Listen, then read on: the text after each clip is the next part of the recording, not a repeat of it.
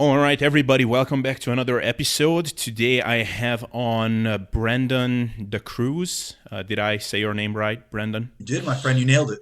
Awesome.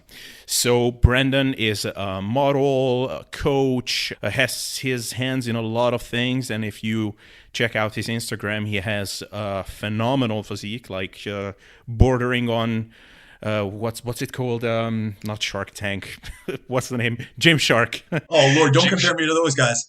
Yeah. No, I mean, it's, and people would think like, okay, so what is this guy going to talk about? Like, yeah, you got to work hard and eat your protein. But no, guys, like I've listened to a couple of podcasts that he has appeared on, and he has a lot of great insights about not just nutrition and training and all those things, but diet psychology and a lot of the things that not that many people talk about. So I think this will be a very insightful podcast. And yeah, Brendan, thank you for joining me. Absolutely, Abel. I've been looking forward to this, so I appreciate you having me on. Awesome. So, yeah, just a little bit about your background. Don't have to go back to like all the very beginnings, but like just how did you get into fitness? How long have you been doing this? And yeah, since when is this an actual career job sort of thing for you? Okay, so I'll start broad base and then I'll go back a little bit. So initially, right now I am an online nutrition coach. I am the national sales director of a New York-based supplement company called Innova Farm, and I'm also a national level men's physique competitor as well as an internationally published fitness model. But way before any of this stuff happened, I was a young kid that honestly was very active as a younger kid, very involved in sports, and I kind of gravitated towards endurance sports. And the reason I'm going back into this, despite it not having to do with weight training, is the reason that I'm so passionate about nutrition, diet psychology, training, making a sustainable lifestyle out of what I do is because it came from a place that I was doing things that were very unsustainable. So early in my life, I got very involved in athletics. I was an endurance runner, cross country and track, and then I also did martial arts competitively. So if you think about those two sports, those are very weight restricted sports. So even early on in my life, I was always looking at a scale. I was, 8, 9 years old, counting calories. At that point, we didn't have my fitness pal. We didn't have Fit Day Planner. I was doing it with a calorie counting book. So I was going, and I was looking at the labels of things and I was writing it down, and I was already neurotic at 8 or 9 years old. Now, that's a great foundation for some people, but honestly, it developed into an eating disorder for myself, and it was something that I battled over the course of 4 to 5 years. And it wasn't until I got an injury and ended up in a rehabilitation center for an injury that I started realizing that the injuries that I had sustained came from multiple aspects. It came from overtraining, it came from underfueling, it came from being in what's considered relative energy deficiency. So essentially, I was burning all these calories, but I was under eating because I had a weight restriction. And I was always so conscious of that. At that point, it kind of turned a page in my life. I was a freshman in high school. I was 14 years old. I was massively underweight. And now I'm trying to rehabilitate my body and myself. And I turned to nutrition to do so. So I was very fortunate. I was in a rehab clinic that had both a physical therapist and a chiropractor. One was a power lifter and one was a bodybuilder. So not only did they help me from the rehab perspective, but they also encouraged me to weight train, and they taught me how to weight train. And they also taught me the fundamentals of nutrition. And at that point, I just wanted to feel better. I wanted to be a normal kid. I wanted to get back into athletics because I was missing it for almost a year period of time. So I got really into nutrition and into looking at food as a way to fuel my performance, my recovery, my performance, rather than looking at food as something I had to restrict in order to make this weight class. So it completely changed my life. And that's why I always say, the reason I'm able to be a good coach, and I think that could be said about a lot of people in the industry, is that we did this initially to fix ourselves. So now we were able to help other people avoid the mistakes that we ourselves made. And that's really my objective in all aspects of life. So now we speed up the, 15 years at this point. I've been doing this for quite a long time, but when I first got into things, I say I was fortunate and unfortunate in different aspects. So fortunate in the fact that, I was around some early mentors that really knew what they were doing. They pushed me in the right direction. But at that point, there was no social media. There was no, there's very few outsources or resources for information. But luckily, I stumbled upon a few good resources, guys like Lyle McDonald, guys like Alan Aragon, Lane Norton. This is in the early days of bodybuilding.com in the forums. So I got introduced and exposed to the evidence-based movement very early on. So I was fortunate that I was kind of already a science-minded guy. I was very intelligent in school, so I kind of gravitated towards wanting to know the reasons behind why things worked. I wanted to know mechanisms of action. I didn't want to just do something and get a result. I wanted to understand why I was getting the result that I was. So that's really fueled me my entire life, and it's pushed me in an aspect where I've always wanted to educate myself and learn more, and then put those things that I'm learning into practice. So really, my whole career, I've been in the supplement industry for going on 13 years. I've been coaching since 2013, so we're already 8 years into that. And my whole thing is blending what I've learned in the trenches. I've competed 14 times over the years. I've been on the national, NPC level stage. I've brought, IFBB pros onto the pro stage. I have current guys on my roster right now that have been at the Olympia level. So I've been in the trenches, both myself and with my athletes. So I'm blending that anecdotal experience, but I also have studied extensively and done tons of mentorships under PhDs and clinicians and researchers, where I've learned what the evidence states, and that gives me a foundation to work from and combine it with my experience and what I see with myself and my clients to try to get the most efficient and effective methods, but in a sustainable manner. Because I've done things, like I said, a lot of times we're trying to fix ourselves, and I've done things the wrong way. I've had the bodybuilding coaches of the early, coaching wasn't that prominent 10 years ago when I first got into competing. So, I made a lot of mistakes, and I was given the wrong advices. And so I just try to mitigate that and really help people avoid the mistakes that I made. Yeah, absolutely. Yeah, a couple of things you mentioned there that I want to follow up on. One thing is, you mentioned that you were fortunate in that you didn't come up in the social media era, or I think that's what you said, and that kind of just got me thinking about what is sort of the luckiest start and what's the unluckiest start that you can have as someone who just starts out in fitness. I think the unluckiest one is either the person who gets into only the social media fitfluencer kind of scene and looks at those guys and immediately develops, I don't know, body image issues just by comparing him or herself to these people. So either that person, or maybe someone who starts following some complete charlatan bullshit artists with, horrible recommendations. So that would be another very unfortunate person. And then in terms of who is the luckiest one, I think the luckiest you can get is, let's say, your first day in the gym, first day trying to do something with your nutrition, and then you get coached immediately by a highly competent person. So I guess that would be the luckiest scenario, but that basically never happens, and it's not very realistic in most cases. But then I'm also thinking about some of these guys like Eric Helms.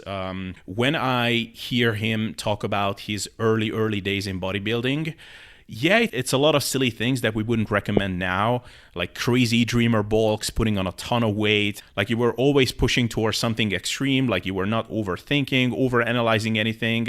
Bulking was just complete, fuck all, tons of food, no attention to any kind of detail. You did that for months and months on end.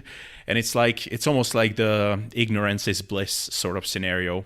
So in a way, I wish I at least went through some of that, because I never had that. I was almost too smart from the get-go to know that that's not a good idea.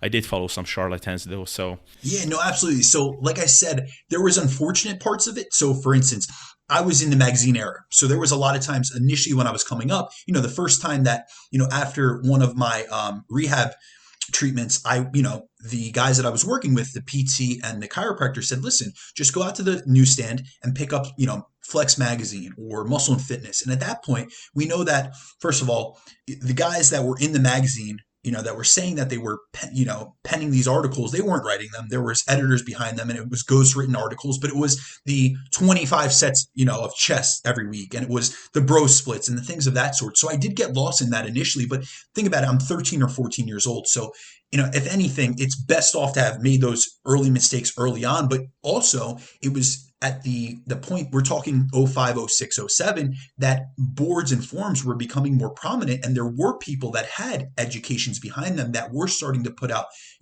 free information, free resources. So bodybuilding.com was a resource that I went to. Now we look back at it now and it's like, bodybuilding.com no one goes to, but at that time it was a breeding ground. We had Father Flex, we had Alberto Nunez, and we had Eric on there, and we would have Dr. Scott Stevenson on other boards. So I was exposed to these guys early on, and it was just, you really had to be very selective about who you were. And I believe this in all aspects of life. You have to be extremely selective of who you surround yourself with. And they say you're the average of the 5 people you surround yourself with most, but I take that to a different context. Whether we're in pre-COVID or in COVID circumstances now, you are the average of the 5 influences you surround yourself with. So that could be podcasts, that could be media, social media accounts, that could be the media that you consume from your television.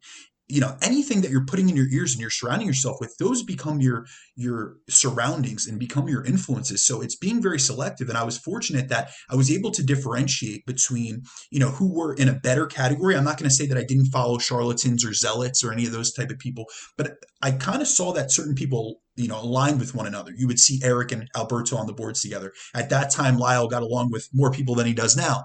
So there was a lot of agreement. So they say, I've heard Greg Nuckols say this, and it's very hard when there's two intelligent people arguing for someone that's less intelligent or less knowledgeable in a subject to realize and to differentiate who is more intelligent or who is more right in their thoughts and their concepts, between the two. But when there's multiple people that you think of as a resource of accurate and applicable information saying all the same things. So at that point, 06, 07, 08, they're talking about energy balance. They're talking about the law of thermodynamics. Now, mind you, at that same time, we do have people, zealots in the industry, especially back then, that said calories don't matter.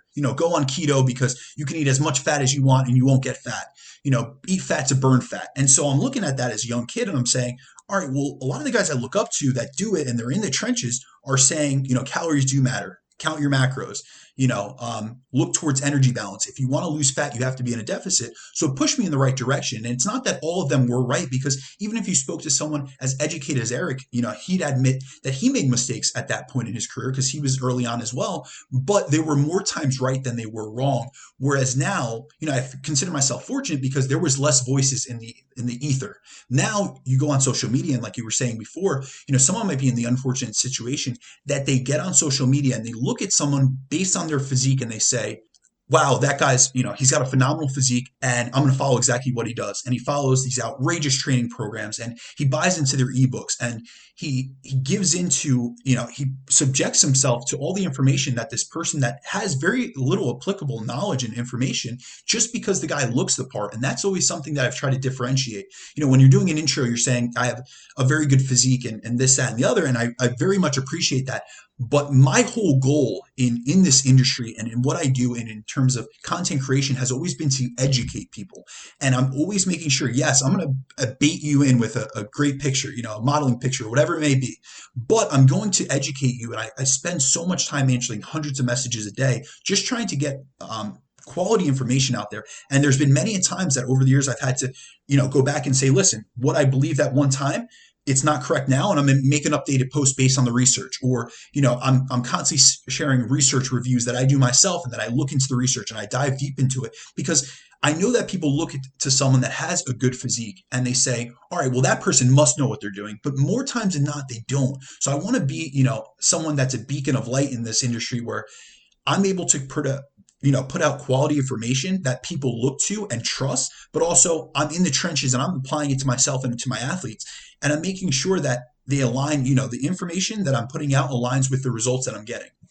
Yeah, since you just mentioned at the end about the idea behind putting out content, I've heard you discuss this elsewhere, but I'm just curious. This is kind of a self-serving question, but do you have any kind of system for kind of rotating through different types of posts for Instagram? Like, do you have a list, or do you like batch write them or batch make them at one time, or maybe someone helps you with that? Because I very much like my posts, even when it's about a seemingly generic topic, like, I don't know, fat loss, controlling calories, whatever.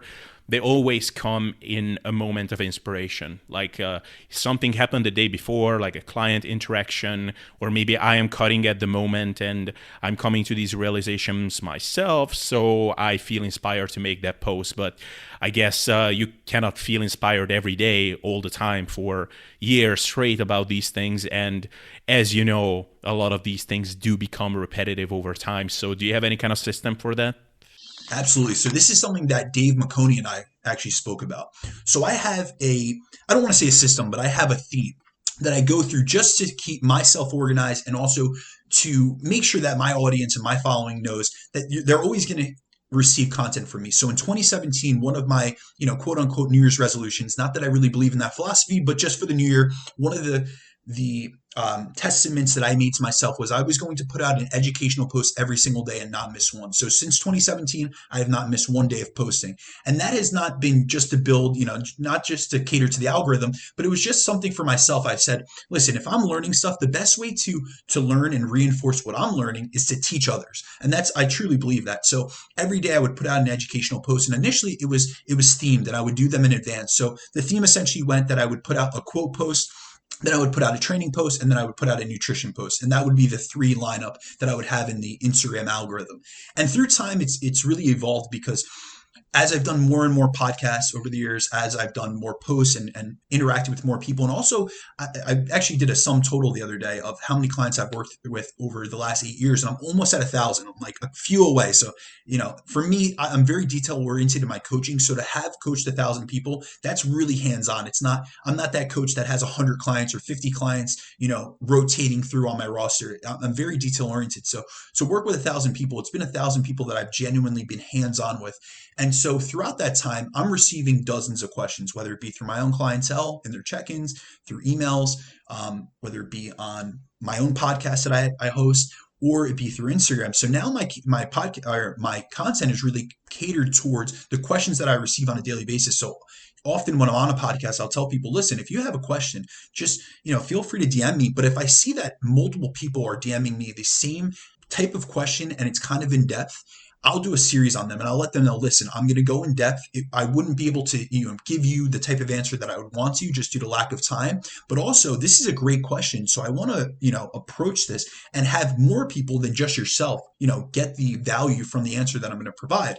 So there's been many times that I've done like insulin sensitivity series, or for instance, I track blood glucose with all my clients. And I've had so many people over the years DM me about that. So I've done, six post series on just tracking blood glucose and what to look for and what the benefits are, and the biofeedback and things of that sort. So really at this point it's really it's an active process where I'm constantly just responding to what people are asking of me or what I see. And the one thing I do avoid, actually, which is funny, a lot of people go with these trends, is that a lot of times you'll see that if someone that's prominent in the evidence-based community posts on something, say Lane posts on something or Jackson Pios posts on something, everyone else jumps on it.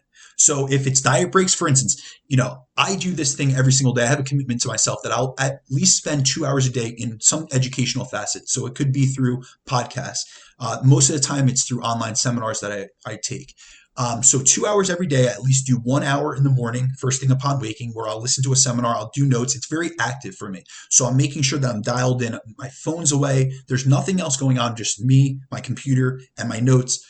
Just really getting active education, because I really believe that's a key component towards growth. Because if I just stayed at the same knowledge level that I was at years ago, I would have never progressed myself or other people that I work with. So I always want to be giving back, and I really do believe in the value of education.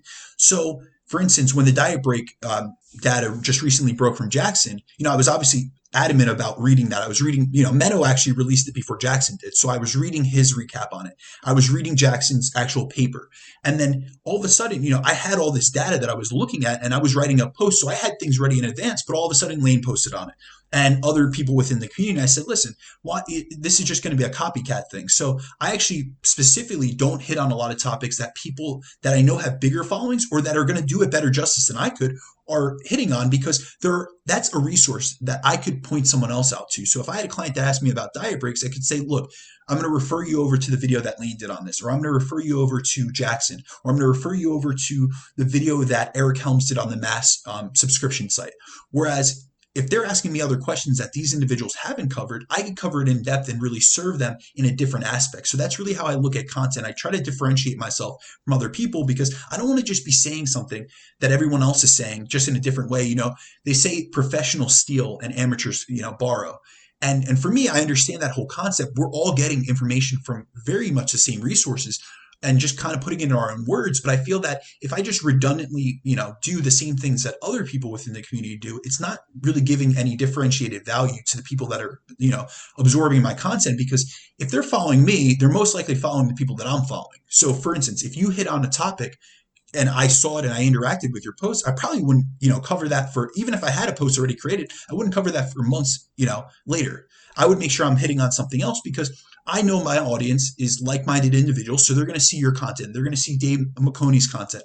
And so why hit on the same topics unless it's like an interactive thing where we're both going back and forth on our philosophies or our approaches. And it's more of like in a group type of scenario.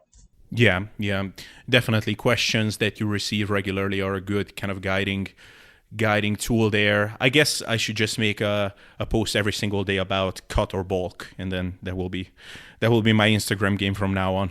I mean, with how often we get those type of questions, it can be covered every day, and people would still not, understand where we're coming from. Oh yeah, for sure. Speaking of cutting and bulking, so I wanted to pick your brain today about staying lean, basically. That's the theme, as it often was on my podcast recently.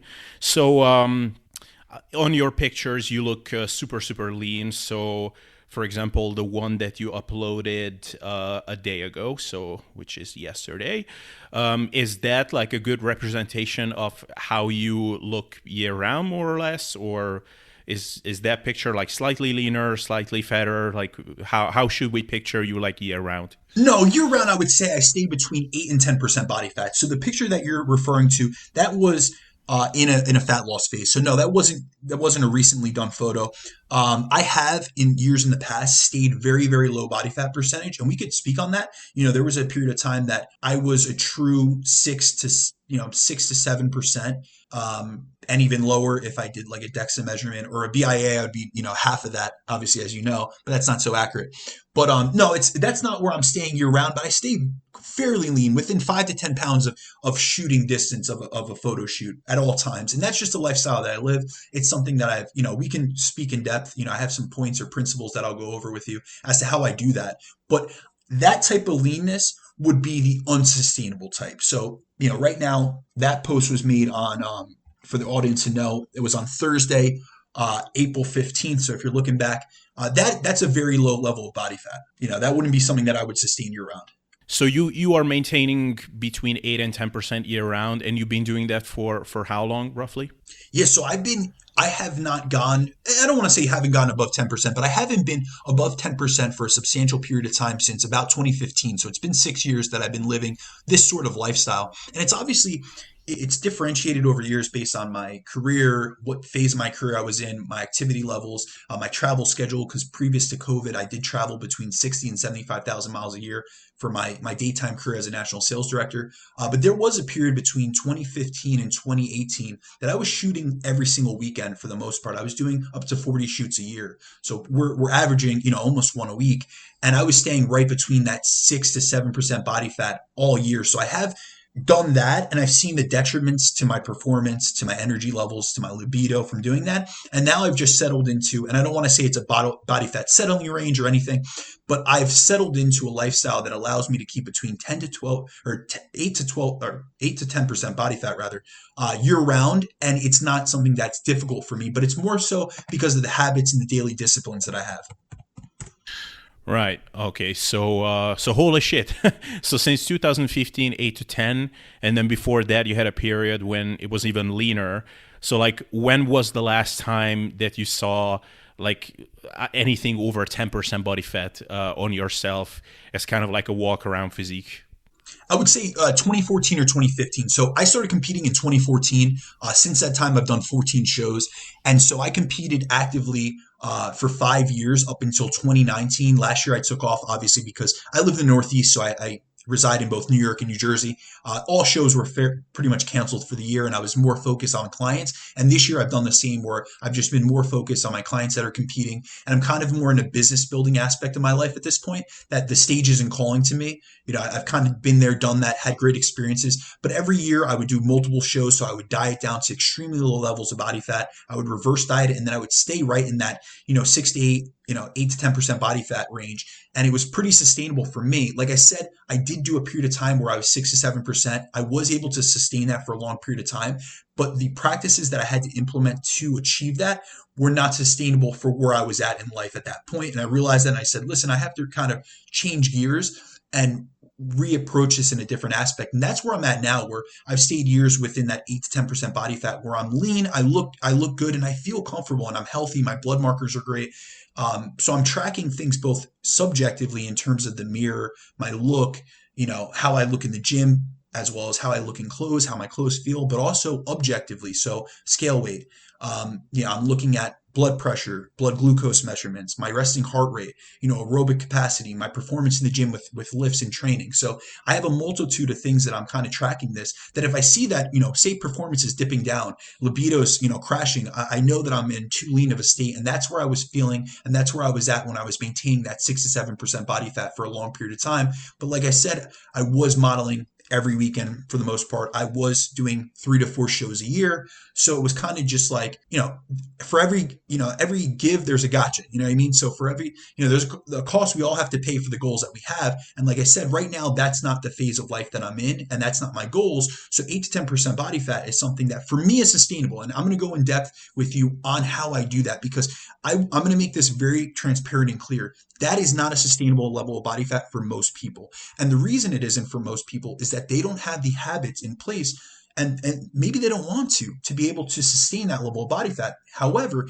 if they were to follow similar principles to me, I've found with multiple clients of mine, I mean, dozens of clients of mine over the years, that they've been able to sustain a much lower percent body fat level than they were previous. And I want to make this very clear. Despite having been this lean since 2015, I'm not, a naturally lean individual. So like I said, I struggled with an eating disorder early on, but that came from being an overweight kid. So the reason I was so restrictive in trying to lose weight was I was not fitting into the weight categories that were within my age bracket at that time, early on in life, both for especially competitive martial arts, because there was very distinct weight caps, but also for running. I was always, my coach would always say, like, the huskier kid on the team or the chubby kid on the team, and would always tell me, listen, this is slowing down your running performance and capacity. So I kind of went to these different, extremes of the metric. And another thing is, Dave and I have spoken off air about, he had made a comment that I must have a great metabolism, or, I must just be genetically predisposed to being lean. And that's not the case. A lot of people have this misconception about metabolism, where more so when they say metabolism, what they mean is metabolic rate. And actually, when you're heavier, you have a higher resting metabolic rate, because you have both more lean mass as well as fat mass, which also burns calories. So a lot of times people see someone that's lean, that's light and lean, and they say, oh, he must have a great metabolism. Actually, no. First of all, if he's dieting, he's suffering from metabolic, diet-induced metabolic adaptations, which have lowered his resting metabolic rate, as well as all the other aspects of, his total daily energy expenditure, including NEAT, including exercise activity thermogenesis, and thermic effective feeding, because he's eating less, but also staying lighter than I did years ago. For instance, when I was in college, I was thick. I was 20+% body fat all throughout college when I did those heavier bulks, and I was really trying to put on muscle mass, but I was 250 pounds. So I was eating, a disproportionate amount of calories compared to what I eat now. However, that was kind of what I would say was my settling point at that time. And it's taken years to get to this point. So I've really learned in the process, it's not about being genetically predisposed to being lean. It's that I have all these lifestyle habits in place that allow me to stay here. But I'm sure if I was to, and I'll be honest, if I was to disregard all these principles and all these, bright line boundaries that I have, I would not be able to sustain this leanness all year round. Yeah, actually, so this is one thing that maybe we should clear up before we continue, because I'm sure that at this point a lot of comments will start flying in saying, like, okay, so he hasn't been anything fatter than 10% since 2015, and then even maintained leaner body fat than that, so he must have great genetics for that. And I mean, the anecdote that you were an overweight kid cancels that out somewhat, but at the same time, I would say that your comment that you made after that is something that's very useful, I think, for people to hear, is that, look, 8 to 10% body fat is very lean. Like, make no mistake. Like, a lot of people, even with all the right systems and right habits, will still find things that are just not sustainable about that lifestyle that is required to maintain that level of leanness.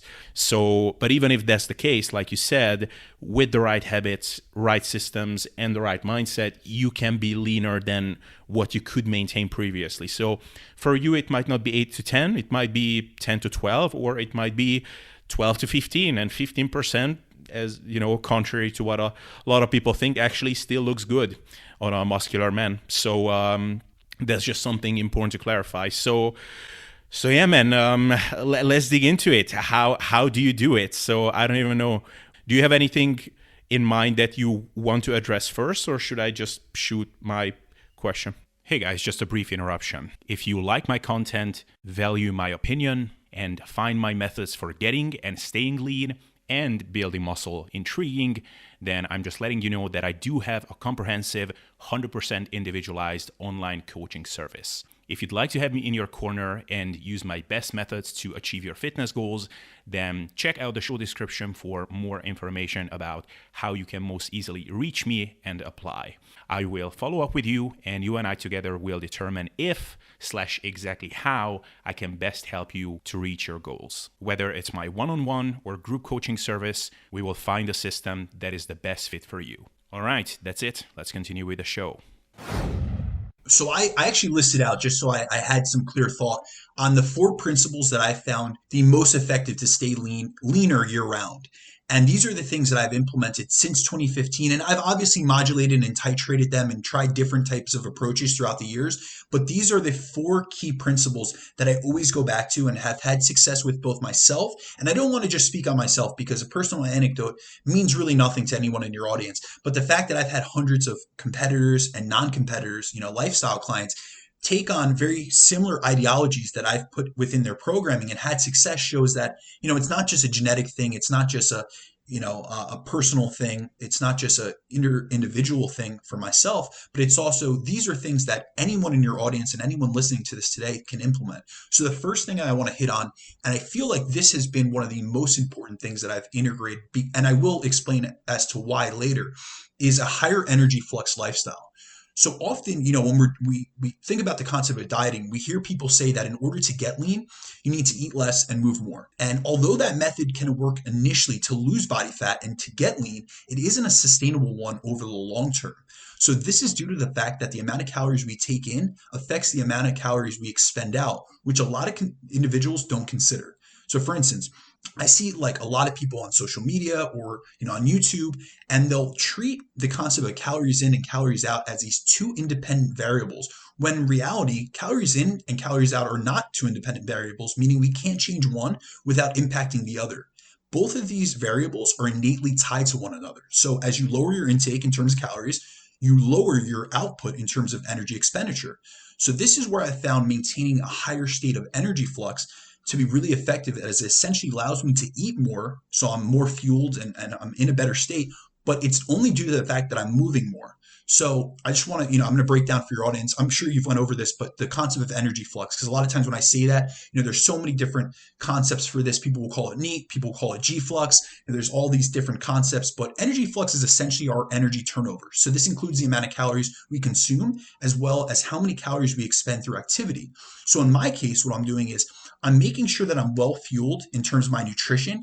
And I'm also able to do that by sustaining and maintaining a high level of NEAT, which ranges for me on average 15,000 steps a day, and then upwards of 20, depending on what phase of my training I'm in, what season it is, my scheduling, and also what goals I have for that phase. So for instance, if I'm in a fat loss focused phase where I'm dialing in for photo shoots or just trying to tighten things up, I might titrate that NEAT count up a little bit, that step count up.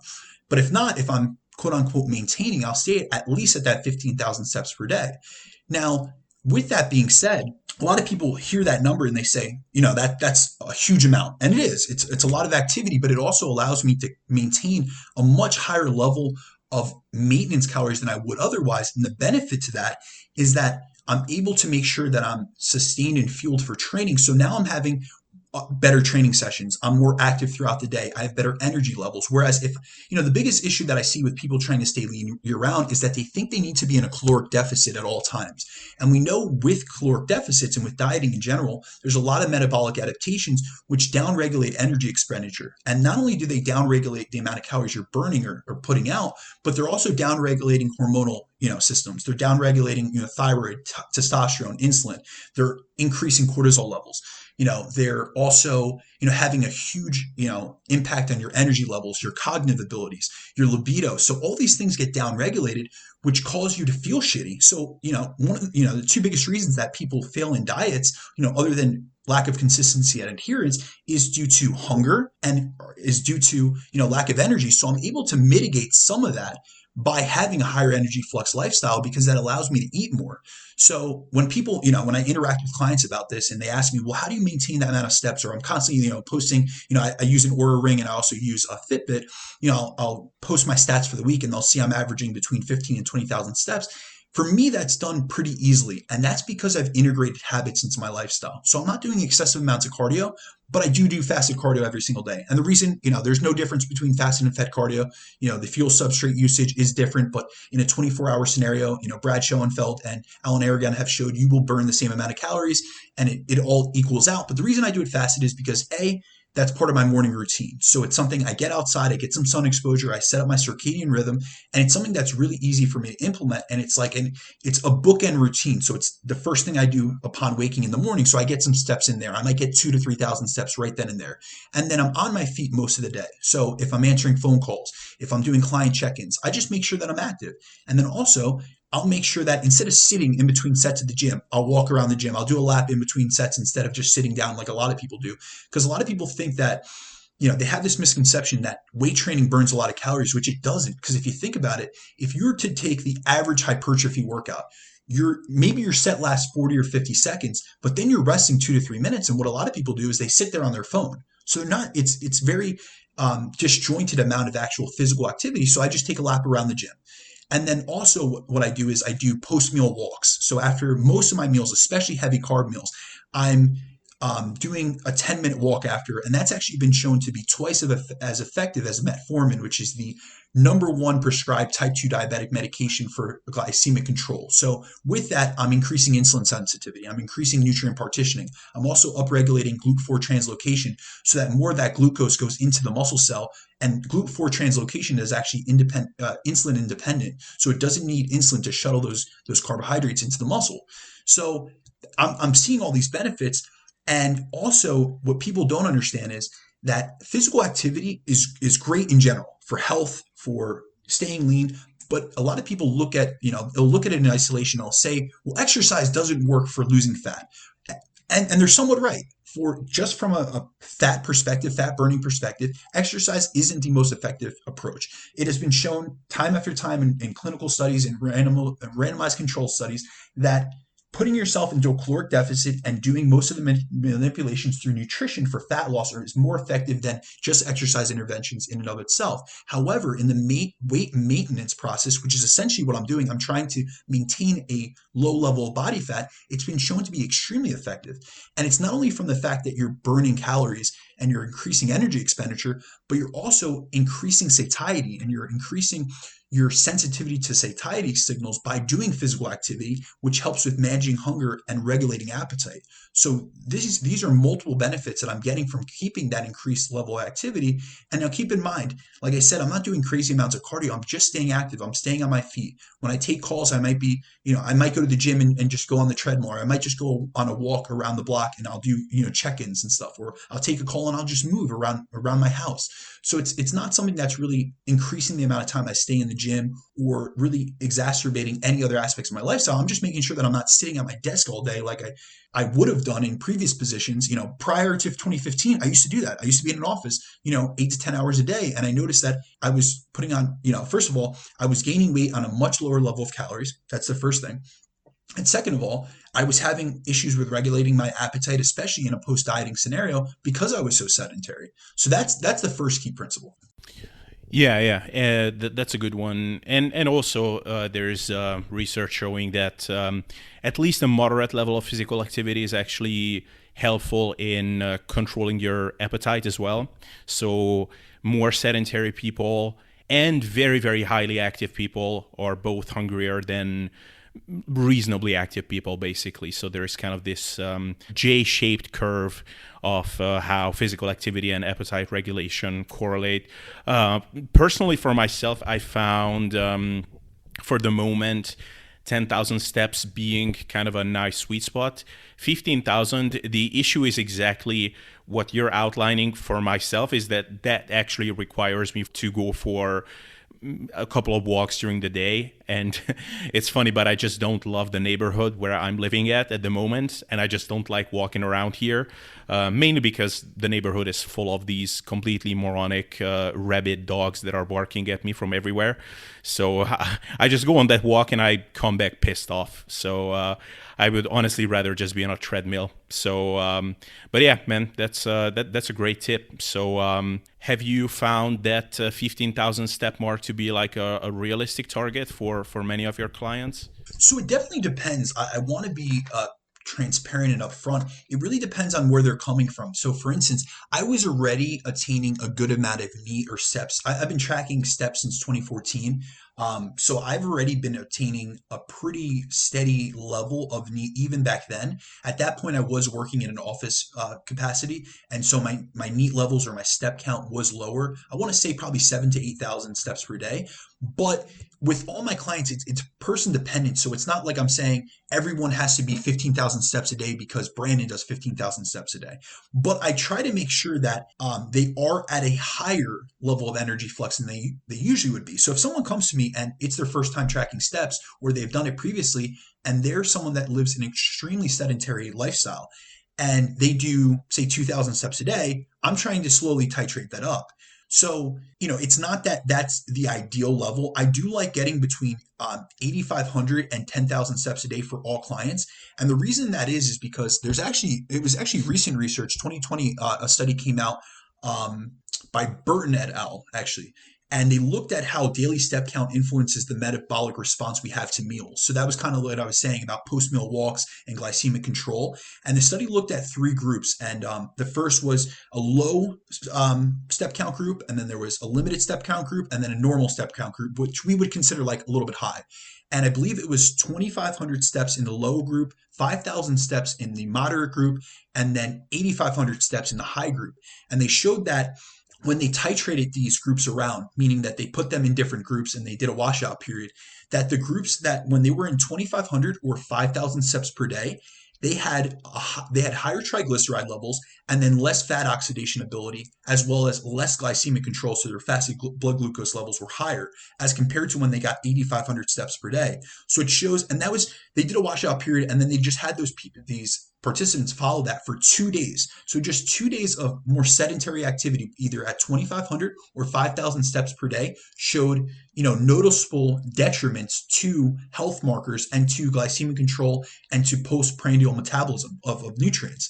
So I always try to hit 8,500 steps per day. But like I said, if someone comes at 2,000, I'm aiming, hey, let's get to 5,000 or 6,000 and let's slowly titrate them up.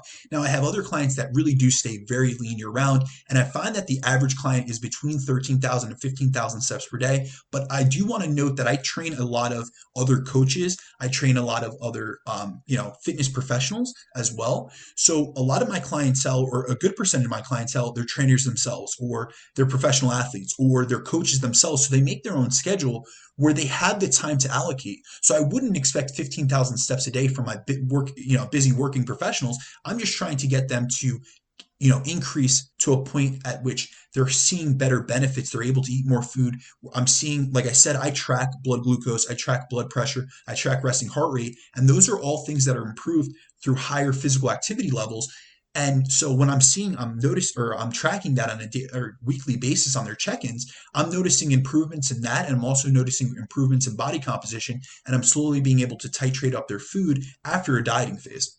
Awesome. Sounds good. Yeah. One thing I said to a couple of my clients that are now or in home office due to COVID, and a lot of them will not even go over like 1,500 steps a day, and they have a hard time like going for walks during the day. Many of them have long work hours and are just sitting in front of the computer. One thing I suggested to them is, look, maybe think investing into a treadmill for home. Like you can get a decent one for like 300-400 bucks. It's not going to be the most amazing treadmill, but you don't need one.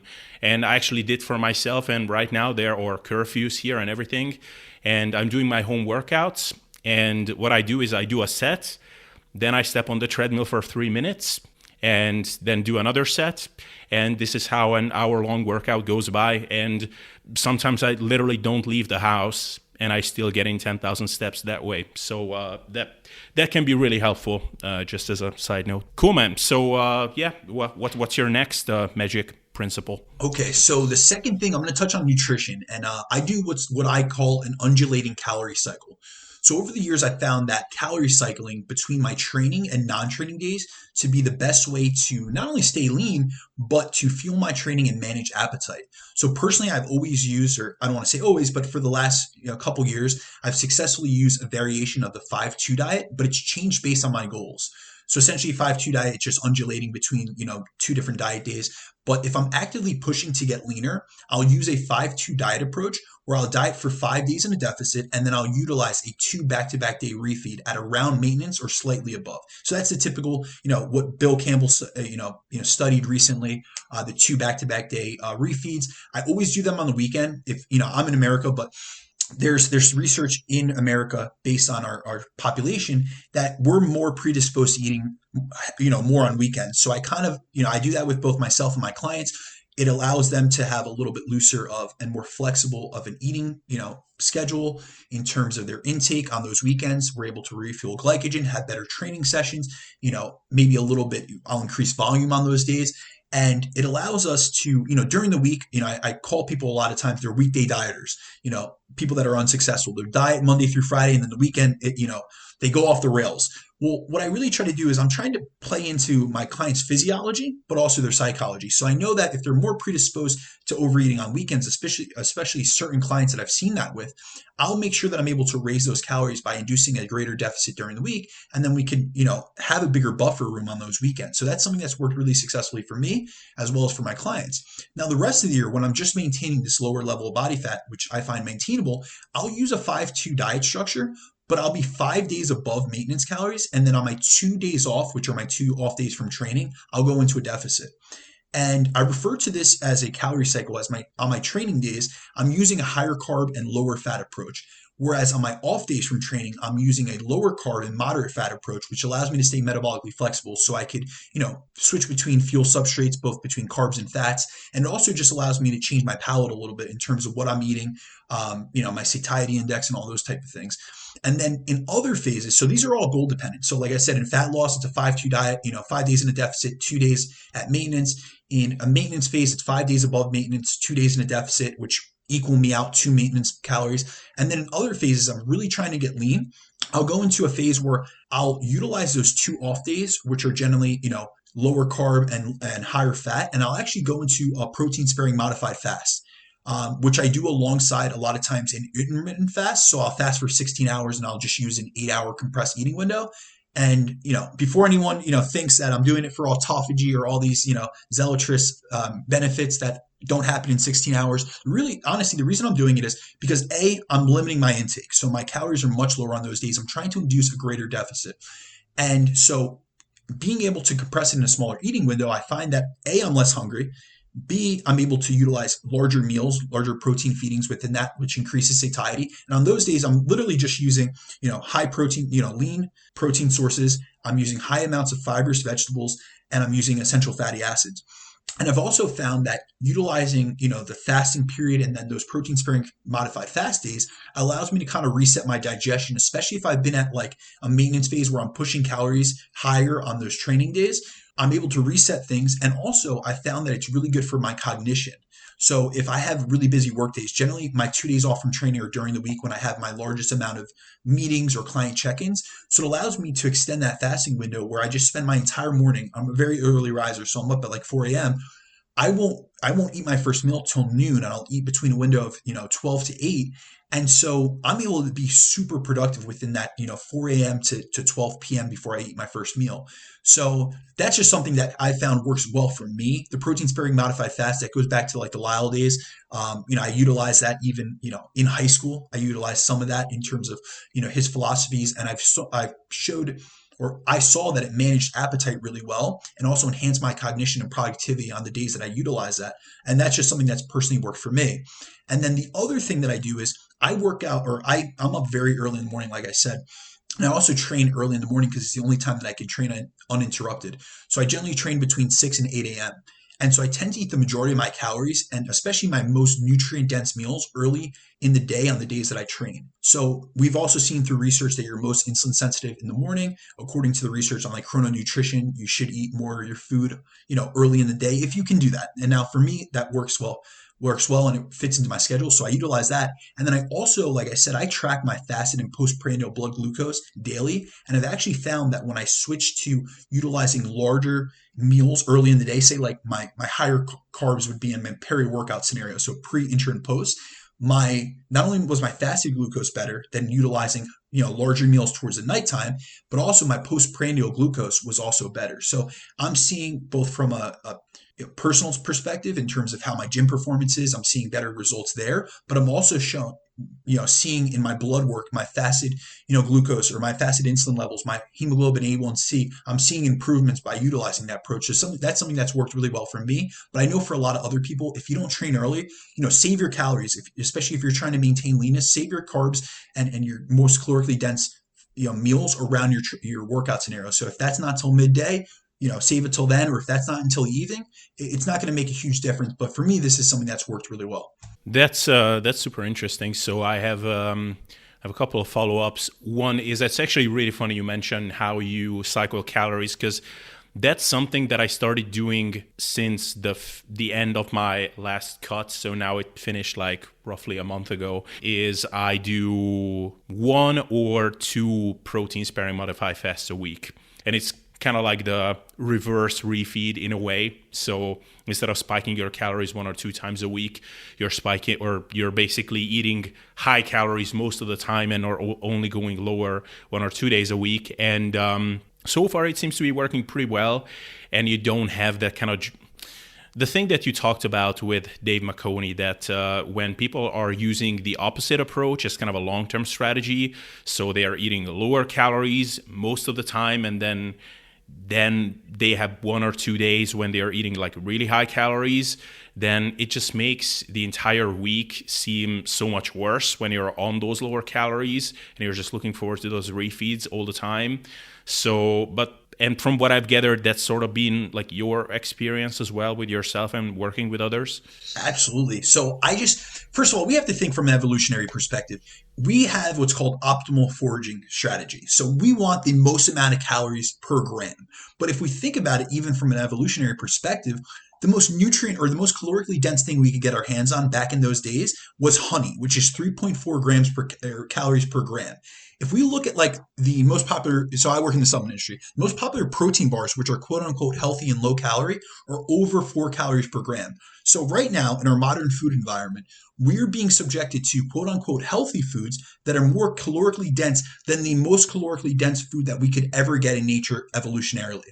So in my perspective, we need to limit the amount of hedonistic action that we partake in. And I see that to be a big thing. And that's why I do these 2-day back-to-back refeeds, but they're controlled and they're utilized through a higher carb approach. So it's not that I give my clients cheat meals. I actually don't even I'm very into diet psychology, as you had hit on previously. I don't use the word cheat. I don't use the word snack. I don't use anything that could have an emotion tied to food. I want to separate those things. Food is not only fuel, it does have a component of our culture, but we can't just look at food as something that we emotionally rely on. And when I had spoken to Dave, he had just finished a pretty substantial weight loss phase. He had just done a probably his most drastic fat loss phase in the last few years, and he had done a period where he did, I believe, between 1,000 and 1,200 calories, and he found himself really in that post diet period to be really giving into cravings where he was undulating, very substantially. So he would have 2,000 calorie days and then an 8,000 calorie day, on his quote unquote cheat day or free meal day or whatever you want to call it. And I just see that to be first of all, that's, Dave knows what he's doing, so he's very locked in and he's able to do that. But if we were to promote that, or I was to give that to the average client, they would engage in such hedonistic activity. And that's something I've done. So I'll tell you from my own personal perspective. I don't know if you know the Canadian coach, Scott Abel, but he used to be very prominent in the bodybuilding industry. And he had something called the cycle diet. And it was something that I followed in, I believe, 2013 and 2014. And essentially what you would do, it's kind of like Skip Hill's skip loading protocol, very similar. You would diet 6 days of the week, and then you would have a quote unquote cheat meal window. So it would start at a low window, say 6 to 8 hours, and it would extend out. And it got to the point where some guys were given 24 hours. And this wasn't my experience personally, because I did not do this, but I had friends that worked with him as well that would start the night before. And they would wait until midnight and then start because they wanted the full 24 hours. So now the only reason they were in a deficit during the week was so that they could, quote unquote, earn those extra calories. But here's the thing. These are the detriments that I saw to that. They went too extreme, and I did it myself, so I'll speak from personal experience. We went too extreme in the deficit 6 days per week, so our training performance was low, our energy was low in the gym and outside the gym, our cognition was impacted, and then also, our productivity, both in terms of our training capacity and also just our mental state, was so focused on that one off day that we only felt good on 1 day per week, but then you overate to the point that you didn't feel good. So that's something that I always try to avoid. And even when I set up my refeeds with my clients, I do allow for increased flexibility, and they are eating at maintenance or slightly above maintenance, but we have to think of it from a dieting perspective.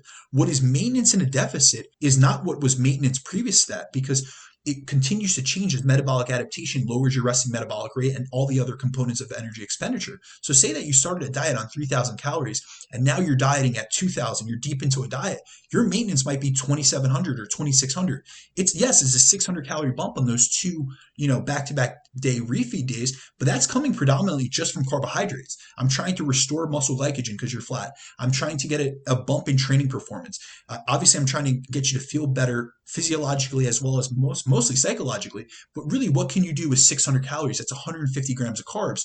So it's not allocating for burgers and fries and cookies and cakes and all these hyperpalatable foods, which just drive that dopamine response. And that's what I'm always trying to get through, especially with my clientele. Listen, if you want to sustainably live a lean lifestyle, you need to be able to put things in place where it's not that you never have those things, but you have to realize what type of individual you are. I'll tell you personally, I am an abstainer. I did not do well when I had those things in my diet. I wasn't able to just eat one cookie. I would eat the whole goddamn thing. So I know personally that I need to abstain. So an abstainer is someone that if you know something's a trigger food, you just avoid it. Now, if I have clients that are moderators. I have an IFBB pro that works with me. He's been on the Olympia level. He is a moderator like I've never seen. The kid could have one slice of cake, or he could try a nibble of something, and he'll literally tell me sometimes, listen, you gave me a free meal and I had a burger and fries, and that's what I wanted. But then my girlfriend, she had a dessert and I wanted to try it and it looked great, and I had one bite, or I got a dessert and I had one bite and I just really didn't enjoy it, so I threw it out. He'll pay the money on the thing, but he won't eat it. Whereas the average person and the average people that I work with, just for the hell of it, they would just keep eating it. And if they didn't enjoy that slice of cake, they would order another one to make up for it. You know what I mean? So I'm really trying to reset people's psychology, because I've been there and I've made those mistakes. And then I've seen that the whole deficit that I worked all Monday through Saturday for was erased on 1 day of overindulging. Yeah, this whole the dieting psychology component is just so fascinating. It's funny you mentioned those like 8,000 calorie days that Dave was having occasionally, or he was trialing that strategy that he would have like a really high calorie day, then 2-3 low calorie days, then a high calorie day again, and it just didn't work for him because he realized that it was just not treating his mindset very well. But just today, someone sent me a screenshot, a friend of mine, of his diet log, and it showed like average calories during the week, and it was something normal. And then I saw this huge spike on 1 day, and I zoomed in and I saw that it was like 8,000 calories. And I asked him, like, so when you had those 8,000 calories, like, did you enjoy like that whole thing, like until the last bite, or was the last like 2,000 calories of that like just actually suffering, like you were actually uncomfortable, but you just kept eating anyway? And it's like, he was like, yeah, it was like that. And like, that's so fascinating because I've done that a bunch of times as well. And it's just like, why do people do that? Like, why do we do that? Like, what's the driving mechanism behind that? Is it just the feeling of, okay, this is my last chance to like have all these fun foods because from tomorrow onwards I'm back being strict again? It's just so fascinating to me. But yeah, for people who have those tendencies, probably being an abstainer for one might be a better approach. Because if you were a really good moderator, then probably you would have found out already and you wouldn't have had those 8,000 calorie days just kind of randomly slipping in. And then also maybe the, once a day refeed approach. We just might want to be a bit more cautious with that approach with those people, because I'm sure you've seen that in your coaching practice. With some people, it can kind of get out of hand sometimes. Yeah, the hyperpalatable foods, so those that are, combinations of sugar, starch, fat, salt, those are things that kind of concern me, especially when I know that someone has, I've had a lot of people come to me because I did deal with an eating disorder with not with disordered eating habits. They're not clinically diagnosed as having eating disorders, because if so, I would have to refer them out. And I have done that. But people that have, competed and done the weekend binges after a show, or that they just have a bad relationship with food. And I really try to, the first thing, I'm always trying to add things into their plan and then take some things away. So it's almost, I'm all about building better habits and behavior modification. One of the biggest things that I avoid, especially in that initial phase with a client, I say, listen, we're going to abstain from certain food sources, especially those that hit the bliss point of food. So, the bliss point of food is essentially like the optimal ratio of sugar, fat, salt that stimulate the reward center in the brain. And what a lot of people don't realize is that there are so many food companies out there, lucrative food companies, that employ these brilliant food scientists to engineer and create foods that elicit that perfect bliss point, which activates our, that reward pathway within our brain. And it spikes dopamine production, resulting in us craving more and more of these like highly palatable processed like frankenfoods. And these hyperpalatable food sources are so easy to overconsume. They taste great, but they're also designed to dysregulate our appetite, increase cravings, and boost our drive and motivation to consume these foods. Because that's what dopamine is. A lot of people think of dopamine as like this pleasure signal, but it's more of a drive and motivating. It's driving you towards things. So, these companies like hook us in to consuming these products, by designing things that have like the perfect combination of taste and texture and crunch and aroma, and it just drives us in. And so I find that a lot of people do have a really hard time moderating those things. And so that's where I'm looking towards adding in more whole foods. And even when I do a refeed, I'm making sure it's mostly through whole foods. I'm using the protein leveraging theory, making sure they have an optimal amount of protein, because the body is going to continue to drive you to eat until you get enough protein. So if you're eating Doritos, you're not going to stop until you get to the amount that, you get enough protein, or, there's all these mechanisms in the brain that are reinforcing these habits, which you really need to avoid. And so I take a much different approach from a diet psychology perspective, but also from like even how I kind of compose my nutrition and my diet regimens, where I'm trying to manage, like one of the number one things that I do for myself and my clients is manage appetite. And actually that leads me into my third point for how I stay leaner is high protein intake. So I always keep my protein high, and I do it for a number of reasons. First of all, we know protein is the macronutrient which provides the highest satiety effect in isolation. So it helps to suppress, both my appetite and manage my hunger. And then it also has the highest thermic effect of feeding at around 20 to 30%, which impacts the energy outside of the equation. So one thing I always try to do, I do what's called, I'm pulling the nutritional levers with my clients, or the levers that are most easily accessible. So a couple of those levers are, I'm trying to get daily movement in. I'm trying to increase the thermic effect of feeding, because we see that the average person, from their total daily energy expenditure, they're at about 10% of the calories that they burn per day comes from the thermic effect of food. But however, if you go to highly processed foods, you actually get a lower thermic effect. So it costs less energy to metabolize and digest those nutrients. However, if I've seen studies where you just raise protein from 10 or 15% to 30% of the diet, and the thermic effect for a total daily energy expenditure goes up to 15%. So we just got a 5% bump, right then and there, and that's free. You know what I mean? It's food you're taking in. If say you were eating 3,000 calories, just changing the macronutrient composition is something that we can easily leverage just to get more calories out of the system. So for me, I generally shoot for between 2.4 to 3.1 kilograms, which, doing the conversion real quick, I believe it's 1.1 to 1.4 grams for us, per pound for us Americans. And I do that to help maintain and preserve muscle while dieting. And also, those numbers have been shown to be more beneficial for those that are the leaner you are and then more training experience you have. So that's something that actually I saw in a study back in like 2014 from Eric Helms.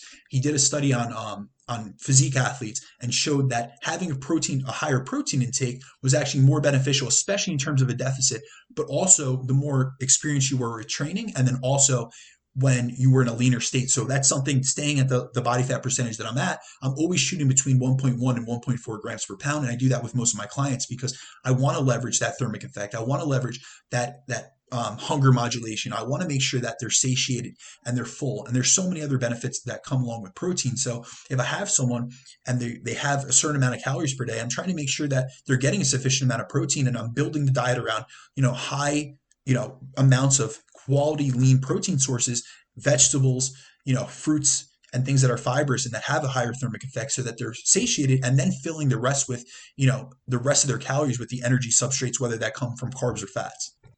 Yeah, the protein is an interesting one, because on the one hand, when the satiety or satiating effect of protein comes up, I sometimes push back and I say like, well, protein in isolation as a macronutrient might be more satiating, but at the same time, we're eating foods, not just macronutrients. So if you look at a chicken breast for 100 calories and you look at 100 calories worth of cucumbers, like for the cucumber is going to be, so much more, so much more voluminous. You get to eat so much more food. So I would be inclined to say that just period, vegetables are the most satiating foods on the planet that we have, pretty much. But it's interesting because I found that, for example, I have a sweet spot with protein. So there is like the minimum recommendation for physique athletes or just people into lifting in general, which is, approximately 2 grams per kilo, 1.8 grams per kilo, or 0.8 grams per pound. I found that if I eat just that amount, then it's almost like I'm craving more protein. And if I go a little bit higher than that, then it's just fine. So for me, that would be a little bit over 2 grams per kilo. And I think a lot of people have that sweet spot. So, but yeah, I mean, definitely keep protein nice and high. And then other than that, I would just say make sure that you have plenty of fibrous, voluminous, filling stuff in your diet as well. Yeah, absolutely. Abel, I agree 100%. That's why I specifically said protein in isolation has been shown to have the highest satiety effect. But Yeah. you're 100% right. When we talk about vegetables, we're talking about volumetrics. So we have to realize that we have stretch receptors in our intestines that tell our brain when we're full. So this signal is like sent to the brain in response to the food volume we're eating, which, if we look at it comparatively, say we looked at something like cucumbers in your example, or another one I love to put on planes is strawberries, because strawberries, you can get so much food volume for a low amount of calories, especially if you used it as like the main carb source in a particular meal. And so I find that's why I always base most of my dieting meals for both myself as well as for my clients. There's these key components. It's a high amount of protein. We're making sure that we're hitting that leucine threshold. We're stimulating muscle protein synthesis. We're lowering muscle protein breakdown. But then we're building out the rest of the diet where I'm making sure they have the proper micronutrients through a serving of vegetables, a serving of fruit. At least for me personally, I go to 6 to 9 servings of vegetables per day and 4 to 6 servings of fruits. And that's just how I base my diet. And then I'll fill in the rest of the calories that I have allotted to me during whatever phase I'm in with actual direct carb sources like your rice, like your cream of rice, sweet potato, things of that sort. But I'm always making sure I have my key principles. Those are kind of like my fundamentals to building a diet, just to make sure that from a satiety aspect, from a macronutrient perspective, and then also from a micronutrient perspective, everything is I've checked all the boxes, but also from a volumetrics perspective, just meaning that foods with higher volume, they increase, obviously, they expand our intestines and our stomach, and they also hit on those stretch receptors, which indicate to the brain, hey, listen, we're done eating, we're satiated, that's independent of calories. So it's really important that's another nutritional lever that I pull, fibers, carbs, fibers, vegetables, things that have higher volume, lettuce, salads. I always make sure I have a big salad every single day, especially in a meal that has less calories, or especially on those days that I'm utilizing a protein sparing modified fast. I'll do, 2 larger salads throughout that day, so that, yes, I'm I'm eating lower calories, but I'm not miserable in the process. And that's what I really try to get home to people. The reason I utilize these principles and I utilize a higher energy flux and I utilize higher protein intake and I undulate my calories is because I want to make this as sustainable as possible. If I was to do it, I've tried If It Fits Your Macros and I've tried flexible dieting and I've tried fitting in these quote unquote fun foods. And first of all, they've just driven me to eat more and veer off the diet. Or if I had been able to sustain the calorie allotment that I had for myself or maintain a deficit, I've been miserable in the process because that's when dieting has sucked, because I'm hungry, because I have low energy, because I'm craving more foods. Like I said, the two biggest reasons that people fall off or fail in a diet, besides consistency and lack of adherence, are due to energy issues and due to lack, or increased hunger. So if I can mitigate that for both myself and my clients, I've always seen that to yield better results and better ability to stay consistent and stick to the program. Awesome. Actually, may I just track back to one of your earlier principles that you shared? Because there was one question I wanted to ask and then just completely forgot.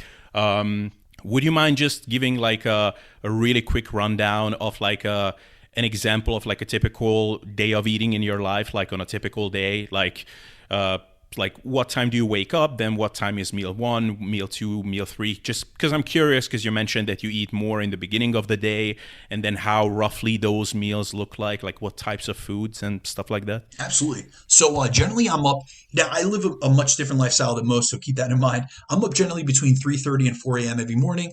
I have a block in my early morning. I do time blocking, which is a Cal Newport type of thing, if you're familiar with him. And so I do 2 hours of what I consider deep personal work. So this is a little bit different than Cal Newport's philosophy of deep work, but deep personal work is for the first 2 hours of my day, I devote just towards my own self-development. So the first hour of my day, I don't answer any text messages, no emails, nothing. I do nothing responsive or reactive, meaning I don't look at any notifications or anything. And that's why I get up so early. So essentially what I do is the night before, I do a brain dump. So I'm listing all the things I have to do for the morning or for the day ahead. And I also pick out whether it be a podcast, a seminar, I'm engaged in a lot of mentorship. So I'll have like online webinars and I'll set it on my phone or on my laptop the night before. So when I wake up, my morning routine, I take my biometrics or, my biofeedback markers. That's my resting heart rate, my blood glucose, and my resting heart rate or my blood pressure immediately upon waking. So I log those into Google Sheets. I track my weight. And then, I'll down, a liter of water with some various supplements, lemon juice and glutamine and all these different things. And then I'll get to the computer or I'll get my phone on and I'll be playing that podcast or the webinar. And just for that first hour, I'm doing that. And then also on a morning walk, like I had mentioned previously. Once I'm done, I've gotten back, I've done at least an hour of personal education. So that's my devotement to myself, to educate myself, and I want to fill my brain before anything else gets in there with something that's promoting and positively helping me become a more intelligent and more developed human being in an area that I want to learn.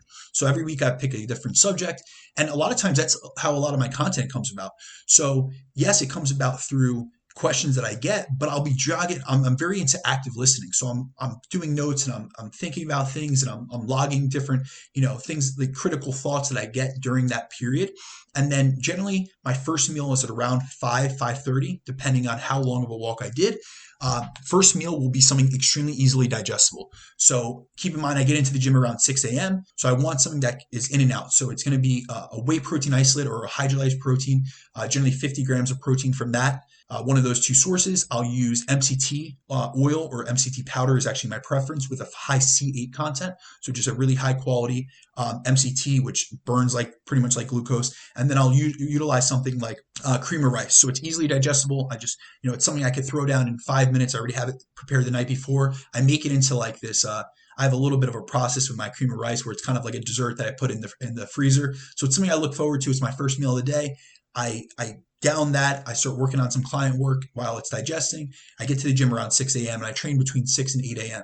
During that time period, I come from the supplement industry, so I am a big proponent of supplements. I've seen various benefits for myself and others, but I always utilize intra-workout nutrition. So I'm generally ranging between 25 to even 100 grams of some high molecular weight carbohydrate, depending on what phase of training I'm in. How glycolytic, meaning how high volume of training I'm doing, or how long my sessions are. If I'm doing a normal hypertrophy session, say 20 sets, and I'm generally training multiple body parts in a session. I generally train most body parts 2 to 3 days per week, so a higher frequency. I'll utilize 25 to 50 grams of like a highly branched cyclic dextrin, some essential amino acids in there, some electrolytes like an electrolyte powder, some sodium, and then right after that, I'll usually, take some magnesium once I'm done with my training. I'm trying to turn on parasympathetic recovery, so I actually take an hour after my workout and I don't eat for that full hour. I really want to get into a parasympathetic nervous system state, and that's to promote, when we're training, we're turning on our sympathetic nervous system. So we're in a fight or flight state. That is the least optimal place. Think about it. Your blood is being shunted from your stomach to your extremities because that's a survival response. So after that period, I find myself that I've taken stimulants in the morning. I've taken a pre-workout or a fat burner or something like that, some caffeine to get myself a little bit more jazzed up for that session. I want to make sure, that I'm in a calmer mood. I'm, coming back down. I'm getting into that parasympathetic state that promotes rest and recovery. And then I go on to my largest meal of the day. And depending on what phase of my training I'm in, that meal could be anywhere from 120 grams of carbs to I've done up to 300 grams of carbs in that post-workout meal. And generally that's a lean protein source like chicken or turkey. I'm utilizing a large amount of, a starchy carb, something like a quick acting carb like jasmine rice, something that sits really easily digested with me. I've went up to 4 or 5 cups of rice, to be honest with you. So when I push calories, I really do it. But I utilize a combination of glucose and fructose to take advantage of multiple glucose translocators. So we're utilizing GLUT4, through exercise. That's going to upregulate glucose absorption from glucose-based carbs like jasmine rice, and then I'm using GLUT5 for fructose. So I'm utilizing, maybe some jasmine rice or cream of rice, something easily digestible, and then I'm doing a large serving. We're talking 250 to 300 grams of, say, frozen fruit or berries, or usually I'll do a combination of like pineapple for the bromelain for the digestive enzymes, and I'll do berries as well. And then I also utilize in that meal, in the rice itself, I'll put some chicken bone broth, which both has glycine. It got some components of the collagen protein, but I find that it really helps with my gastrointestinal health. And so that's my largest meal of the day. So like I said, pre, intra, and post are my largest carb feedings. And then I start lowering calories from then on. So I'll probably eat that meal around 9 or 10 a.m., depending on what time I get back from the gym, what my work schedule is like. But like I said, I always take at least an hour after that post-workout or that post-workout period to just let my system get back into check, calm down. I'll take a shower, all that type of stuff. And then the rest of the day, it's really just my third meal of the day, which I call my post-workout meal, will be another serving of carbs. It'll be something like ground turkey, or I rotate between protein sources. So if I utilize chicken in my post-workout meal, I'll utilize ground turkey in my next meal. And I just like, going in between different protein sources and varying them. So I have different amino acid profiles. So right now, meal 3 is 7 ounces of lean ground turkey because I utilize 7 ounces of grilled chicken breast in my post-workout meal. And then with meal 3, it'll be 7 ounces of ground turkey, 2 cups of jasmine rice. I'll utilize, some baby carrots. I'll also have a serving of, whether it be, it's going to be some low FODMAP, some type of low FODMAP veggie. That could be cucumbers, that could be peppers. It's just something that's not going to irritate my gut. That's something I'm very cognizant of, both with myself and my clients. I'm always trying to maintain good gastric health or good digestive health, just to make sure everything's absorbing and being utilized properly. And there's no excessive gas or inflammation or any of those type of irritants that come along with higher FODMAP foods. And then from there, I have a little bit of like a treat at night. I do protein ice cream, which I utilize. And I know, I'm sure that you're going to be a fan of this because I have seen your videos on doing like the protein fluffs or utilizing like the casein protein. So I utilize a 50-50 blend of whey isolate and casein protein, which is actually from a manufacturer that I used to work with. So it's a custom blend, and it's a chocolate peanut butter protein that is phenomenal. So I utilize that. I utilize a little bit of xanthan gum, some guar gum for the fiber, and then I make a protein ice cream out of that. And I also add in frozen fruit. So that'll generally be strawberries because there's so much bang for your buck. And it is a lower calorie meal. Like I'm looking at in totality, that meal being 50 grams of protein and about 30 grams of carbs, but it's so filling. It helps with me getting a dose of fructose before bed, which I find to be very beneficial because a lot of people, actually, they don't realize this, is that first of all, fructose is preferentially absorbed by hepatic glycogen. It goes to hepatic glycogen, meaning it goes to the liver. And a lot of times people wake up in the middle of the night and they think that they're waking up because they have to pee, but a lot of times it's because their body is shooting out cortisol and your body's trying to liberate blood glucose. And one of the ways that you could, and they're doing it from the liver, one way that you can mitigate that is utilizing fruit in your last meal, and specifically fructose. So I always have my clients utilize some type of fruit. It's going to be a slower digesting carbohydrate source. It's something that's going to have fructose, so it's going to improve sleep quality, which is really important. I like a little bit of, a carb bump before bed, so you get that serotonin production, which will eventually go downstream to melatonin and help with sleep quality. And then, I utilize like a fiber drink at night, and that's it. So it's really simple, and that's like the foundational base of my nutrition. And right now I'm eating about 275, 280 grams of protein, 425 grams of carbohydrates, and about 55 grams of fat. Throughout the day, I'll utilize a lot of essential fatty acids. I'm big into getting my EPA and DHA through high potency essential fatty acid supplements. I'll utilize krill oil. So I'm really trying to hit on those micronutrients and getting all my essential nutrients through both supplementation and through food. But that's the base of my diet. And from there, I just build on that. So if I'm going into a higher calorie phase, I might add in a little bit more fruit to my meals, or I'll add in more carbohydrates. I'll have carbs at every meal, but I really do center the majority of my food consumption. So for instance, 70% of my carbohydrate intake is between my pre, intra, and post workout meals. And that, like I said, that's just what's worked well for me from an energy perspective. I've noticed not only from my blood glucose levels, my fasted insulin, and other parameters on my blood work, but I've also noticed that when I eat heavier early on the day, my energy expenditure, or the amount of, activity that I engage in, and this has actually been shown through studies on breakfast, people that eat breakfast as compared to people that don't, I have like higher energy levels, so I'm more active throughout the day. So it's even easier to hit those NEAT levels, those step counts that I'm trying to hit. So that's just, kind of my take to nutrition. Sounds pretty good. I'll have to pick your brain on that protein ice cream recipe afterwards, because the casein fluffs that I made, they were amazing, but then I became sick of them, so I cannot even look at the top of that casein protein anymore. But probably it was just a shitty brand that I was using, to be honest, because it really tasted like shit. Once I increased my calories, I realized that the only reason I liked it is because I was on low calories, and then everything seemed good. But besides that, so yeah, I think we arrived to point number 4, right? All right. So this is something that this is going to be applicable to every single person out there. And this is something that it's just, like I say, I don't have protocols. Often like clients or potential new clients will ask me, what's your protocol for this? What's your fat loss protocol? Or, we hear a lot of, these myths or these misconceptions in the industry where people are putting out a stubborn fat loss protocol, or a shredded in 6 protocol, or this, that, and the other. I'm all about principles which I can mold to the individual themselves. But like I said, this is something that could apply to everyone. And I would advise this in a fat loss phase, a maintenance phase, or a gaining phase. And the biggest thing for me is maintaining a consistent routine and meal pattern. So I keep my nutrition consistent in terms of my food sources pretty much 90% of the time. I do this for a variety of reasons, though. It allows me to meal prep for my food for the week in advance, which enables me to be prepared with food wherever I go and no matter how busy I am. So one of the biggest feedbacks that I get from especially my busy working professionals, like fitness and lifestyle clients that I have, is that they were too busy, or that they missed a meal because they were unprepared, or things like that. So I don't allow myself, for me, to make that excuse. I meal prep everything on a Sunday. I work 70 hours a week, but I'm still able to get it in because that one day I devote towards meal prepping. And I've made it so that I utilize consistent food sources, which I can make in bulk first and foremost. I shop in bulk. And then also, it's something that it's easier than if I was utilizing flexible dieting approaches like I did previously, where I'm making these different meals and I'm doing that macro Tetris at night, trying to add up things.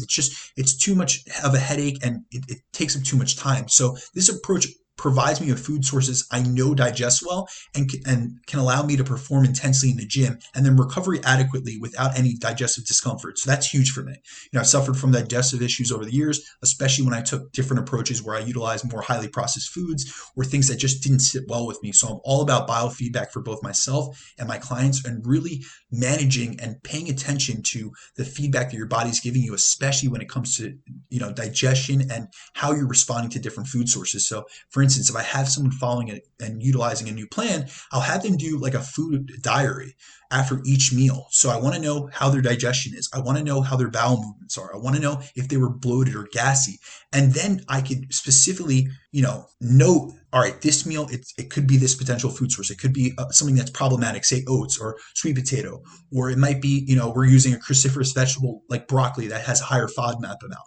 So I'm trying to really isolate the variables for both myself and for others. And then the most important reason, and probably the biggest reason I utilize this and maintain a consistent routine and meal pattern, is because it limits decision fatigue, which is one of the biggest limitations I see people suffering from when they do dieting or they diet with lots of flexibility. And this applies to both dieters and people in maintenance phases, because sometimes like we get a little bump in calories. You might go from a deficit to 500 calories above back to maintenance.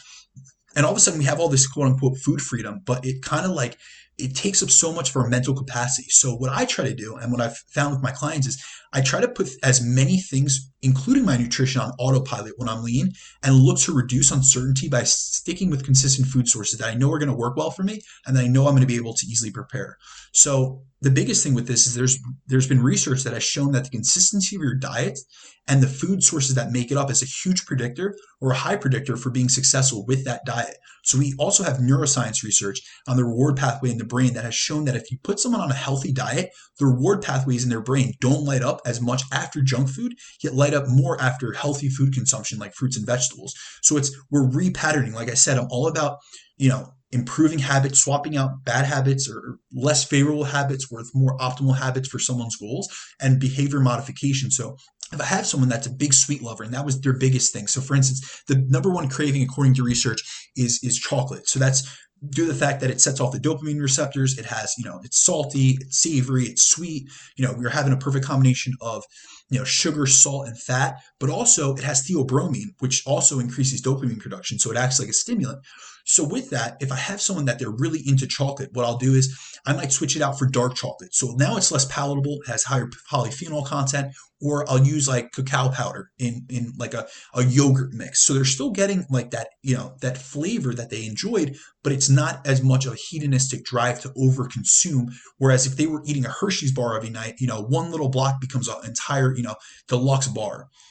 And then also, little by little, I'm trying to swap out those sweet cravings with stuff like frozen berries or frozen fruit. And I've noticed that a lot of times, I've noticed this myself, and then especially with clients that didn't have this type of approach, when I got them more consistently eating fruits, that's what they've craved. Like I've even had competitors that I keep fruit all the way in through the diet, but obviously it's titrated and it's lowered to the amount that needs to be in a deficit.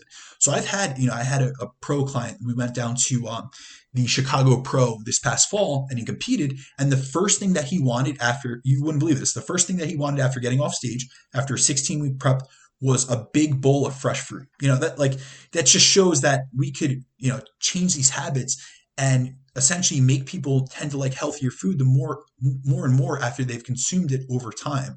So I utilize that with the consistency aspect. And I also try to make sure that for myself, for others, that if we have something that we're truly craving, that we try to starve that craving as much as possible. We try to restrict from it, because research actually does show the best way to decrease a craving is not to give into it. It's not eat a little bit and it will go away. It's if you give into it, it's going to reinforce that pathway, and it's actually going to become a craving longer and longer. So I've noticed that maintaining consistent food sources, a consistent routine with my meal pattern in terms of the sources I use, as well as the time. There's a lot to be said about, chronobiology. So just your circadian rhythm and how your body responds to food cues and times and light.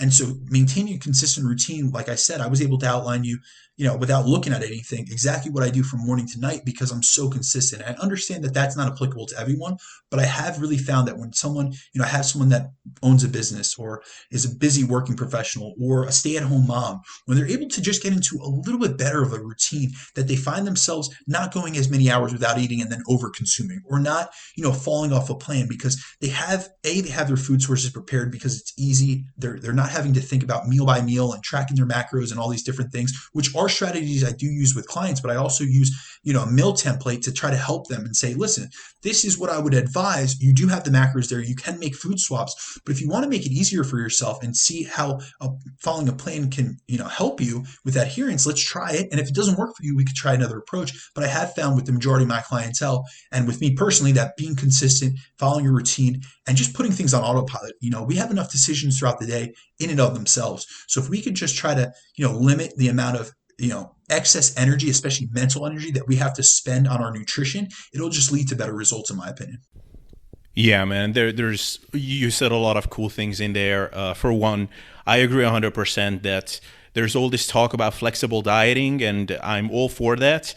You should be flexible with your nutrition, and especially with your attitude towards nutrition. There are no evil foods, no inherently fattening foods. It's important to be familiar with these concepts, but none of that is antithetical to the idea of meal planning and having a routine and structure. And those things are definitely most people's friend.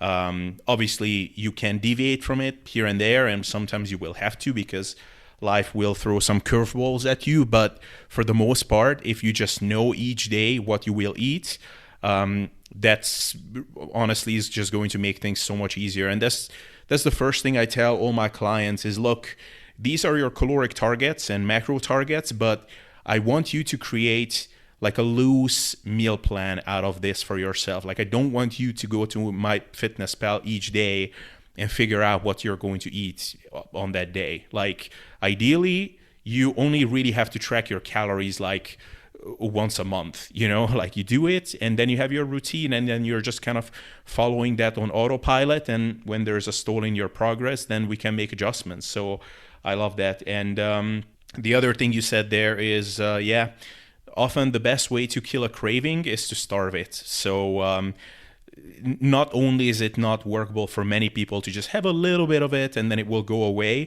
That works for some people, like you and I talked about just a few minutes ago. Like there are abstainers and moderators. But one thing that definitely doesn't work is binging on that one thing for one day and hoping that that will kill the craving forever. I can tell you from experience, all that does is it makes the craving even stronger. So just one thing to keep in mind. And I guess I could just add like a fifth component to all of that is mindfulness. So by that, I just mean distraction-free eating. So I don't know if this is something that you use yourself, but I just found that for me, honestly, my kind of spontaneous caloric consumption can go up by like 1,000 calories if I'm eating in front of a screen or like of any kind, like, or even listening to podcasts. Like I just passively eat more. Or if I'm tracking my numbers down, then a given number of calories is not going to satiate me quite as much. So I don't know if this is something that you incorporate yourself. No, absolutely. So not only eating mindfully, because a lot of times I feel like that's tied to intuitive eating. And obviously we could go on to a huge rant on intuitive eating, how people misuse it in today's, we have intuitive fasting and all these different, fads and things. But really what I try to center on, and I do agree with you on eating intuitively, but more of what I center on is the concept of modifying your food and eating environment. So what I mean by that is, yes, I'm eating mindfully, but I'm also paying attention to different cues. So what I really try to come across to, clients and then also with myself is eating slowly, because we've seen that slower eating rates leads to a reduction in food intake. So chewing your food, first of all, that's going to help with digestion. That's going to help increase satiety and manage hunger. I want my clients to eat mindfully. I want them to be with their food. Like I said previous in the podcast, you are who you surround yourself with, the media, all these different things. In other countries, I know in the UK, I have a lot of clients out there. There was a law that they could not have advertisements or commercials for like hyperpalatable foods like your Doritos or whatever brands that they have out there earlier than 9 p.m. because it would, there's an obesity epidemic, but especially in children, we're seeing, sky high obesity rates with children. And it's because we have all these food cues. So imagine if you're the average American, or average person in general, and you're eating, mindlessly, and you're watching television, you're watching YouTube, you're seeing these commercials. Now, all of a sudden, your food is less, enjoyable. You're eating quicker, which is increasing the amount of calories you take in without even noticing. So you're doing it subconsciously and not getting that satiety, effect. And, you're not having as good of an experience with your food itself. So it's almost like it came and gone. And I'm sure that we've all done that. We've eaten when we're driving, or we're eating when we're watching something, or we're really into the movie itself. Or the biggest example, I tell this to my clients all the time is, when was a time that you've eaten the most popcorn? You know what I mean? It's generally when you're at the movies. You get that huge, like extra large bag, and all of a sudden it's gone. And it's because you ate mindlessly. If you were to sit down and eat that and bring that deluxe, bag of popcorn to your house, and you ate in front of, on your, in your kitchen with your family, and you were engaged in conversation, you were eating slow, and you were going, say, 20 bites per chew or 20 chews per bite, you would never eat that much popcorn. But because you're enthralled in this, in some type of entertainment, you're getting distracted and you're over consuming calories. So that's a huge thing. So I try to make sure that people aren't watching Netflix or getting distracted, especially when they're trying to lose fat, because there's been multiple studies that have shown that when you're eating while engaged in other activities, saying like eating, watching TV, you're more likely to not only consume more food, but also have you're less strict in your food choices. So you're more likely to get those ultra processed food or to give into a craving. It's usually, we'll have people say, why did you give into a craving, or what happened? And it's, well, I got home from work. It was a long day. I was watching TV with my wife, and, I had a tub of ice cream. So I'm always trying to get people to think a little bit more. And I also want them to realize that food isn't just fuel. It's a communal aspect. We are, communal beings. So sit at home, sit at your dining room table, undistracted, put your phone away, engage with your family, have a great family dinner, put your fork down in between bites. That's one of the biggest like tactics that I utilize with people dieting. I say, for every bite you take, just put your fork down.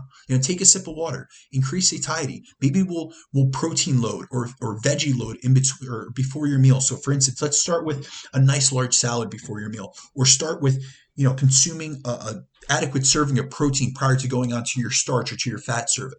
And so that you can increase that satiety, increase that appetite management, and really get the most out of your food. And we have to also realize that with eating mindfully, that time is a component, in addition to volume. So generally the hypothalamus doesn't pick up on the fact that you've eaten or that you're full for 20 minutes after having started eating. So the average person, I saw a study recently that the average person spends 31 minutes a day eating. So say that the average person eats 3 to 4 times a day. We're averaging, 8 to 10 minutes per meal.